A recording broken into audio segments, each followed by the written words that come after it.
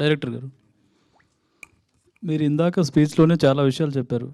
ఈ సినిమాలో ఇంకెన్ని విషయాలు చెప్పబోతున్నారు? అంటే ఇట్స్ నాట్ అబౌట్ ఈ విషయాల గురించే కాదు సినిమా. సినిమా చాలా చందమామ కథ ఎలా చదువుతాము అలాగా చాలా హాయిగా నీట్గా ఉంటుంది. హర్రర్ ప్రెమిస్ ఉంటుంది, తాంత్రిక ప్రెమిస్ ఉంటుంది. దాంతోపాటు చిన్న చిన్న మనం ఎక్కడైనా చెప్పగలిగితే అక్కడ ఇలాంటి ఇన్ఫర్మేషన్ చెప్తూ వచ్చాం.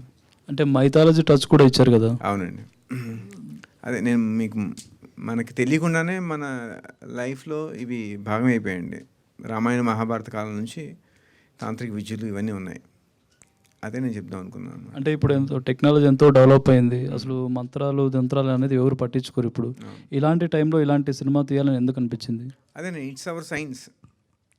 ఇప్పుడు టెక్నాలజీ డెవలప్ అయింది. ఇంకా జలుబుకి మనకు మాత్రం లేదు. జలుబు వస్తే వారం రోజులు జలుబుతో బేర్ చేయాల్సిందే. సైన్స్ అనేది ఏంటంటే ఉన్న ఫ్యాక్ట్స్నే చూపిస్తుంది, ఉన్న ఫ్యాక్ట్స్నే ఎక్స్ప్లోర్ చేస్తుంది. ఇంకా మనం చూడని విషయాలు చాలా ఉంటాయి కదా. కానీ మంత్రాలకు చింతకాయలు రాలవని సామెత కూడా ఉంటుంది కదా? అవునండి. అదేనండి. ఇప్పుడు జనాల్లో కొందరు మంత్రాలకు మంత్రతంత్రాలను నమ్ముతారు, కొందరు నమ్మరు.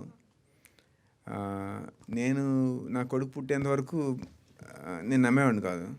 తనకేమైనా చిన్న ఇబ్బంది వస్తే దిష్టి తీస్తే తగ్గిపోయేది. ఎప్పుడు ఫంక్షన్కి వెళ్తే అది చెప్పలేము. మన ఇంట్యూషన్ కొన్నిసార్లు నిజం అవ్వచ్చు.